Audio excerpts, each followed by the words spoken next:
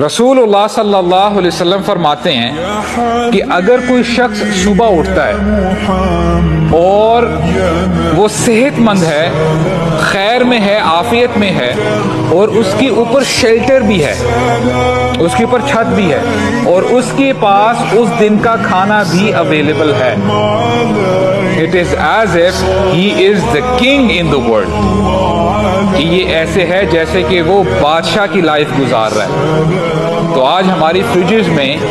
न जाने कितने दिनों के खाने पड़े होते हैं, स्टफ पड़ा होता है, और हम